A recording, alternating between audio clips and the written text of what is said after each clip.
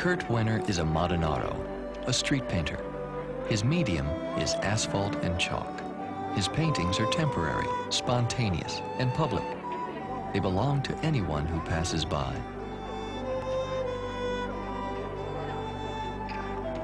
If the pedestrians are generous and the authorities are lenient, street painting can be a good way to make a living. Kurt came to Italy in 1981 to study art. He had never heard of street painting. 5 years later, Kurt is famous on the streets of Europe, known for the beauty of his work and the remarkable innovations he has brought to this ancient art form. When I left Los Angeles 5 years ago, I felt very insecure about selling everything and getting on the plane.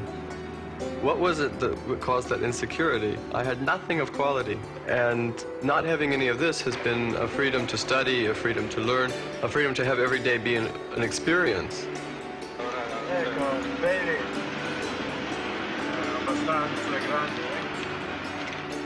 Kurt's home base is a small town in northern Italy, but most of his life is spent away from home. Traveling between Italy and Switzerland, he has come to know the best cities for his art, the cities where he will be received warmly and paid well.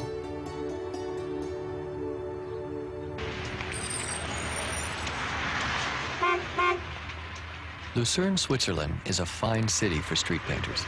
The mountain light is clear and local police are tolerant. With his friend and helper, Mana Manic, Kurt chooses a well-traveled patch of sidewalk as his canvas. An elbow of asphalt between bridge and crosswalk next to a lake, it promises to be a lucrative spot. Coin baskets, chalks, and string are unpacked, and the work begins. If the weather stays fair, in 4 or 5 days, there will be a street painting.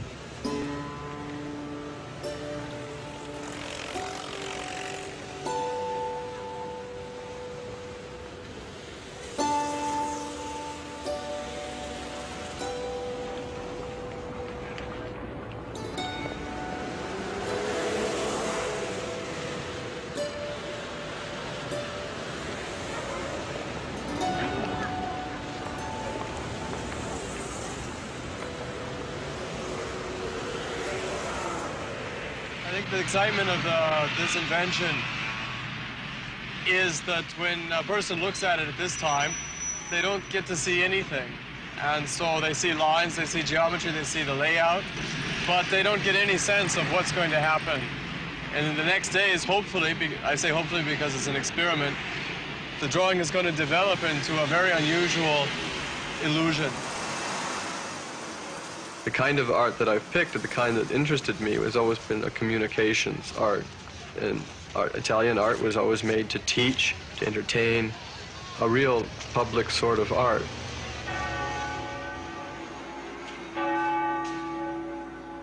Kurt never planned a career in the fine arts. He studied to be an illustrator and worked for 2 years at NASA drawing spacecraft and landscapes of planets. While there, he developed a passion for Italian art, a consuming passion that could not be satisfied in books. Kurt got on a plane and went to Rome. He spent long days in churches and museums, sketching, watching, learning from the masters. It is a process that continues, nourishing Kurt's own work on the street.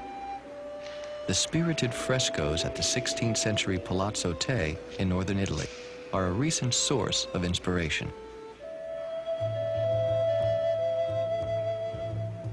Palazzo Te was built as a pleasure palace.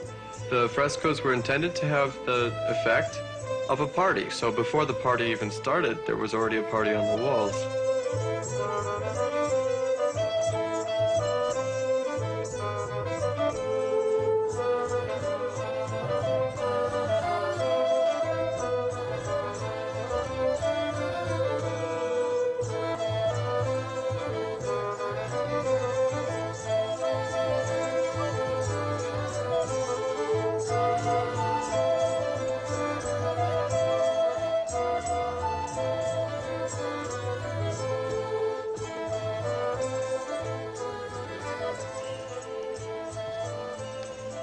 The frescoes and architecture of Palazzo Te are the work of Giulio Romano. The public participatory nature of his style, called mannerism, appeals to Kurt. The playful distortion of images, the illusion of three-dimensionality, the manipulation of space to provoke a reaction in the viewer. When I first came and was confronted directly from the real viewpoint of someone standing in the room, the monumentality of the frescoes was the most exciting thing. Then when the person's in the middle of the room, all these figures are shown in their proper perspective distortions from the different angles. And so no matter where you turn, you are continuously involved in this fantasy installation. And this has a bearing on my own work too, because I like the fact the viewer in relation is dwarfed by the picture.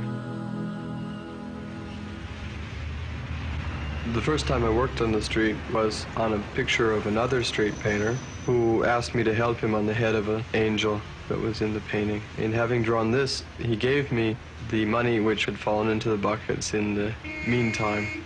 And seeing this, I realized that it was going to be enough money that if I was to do this, I would have what I needed at the time, which was financial independence, the ability to continue working and to continue my studies.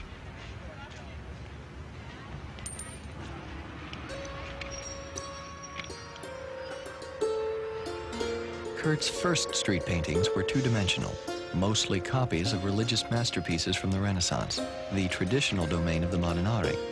But soon he started to experiment, adapting the fanciful ideas of the 16th century Mannerists to the paved world of the 20th century. You get a presence when you look at it. You get a real feeling, not the refinement or the space of an oil painting, but the massive presence of being near to a very large sculptural form.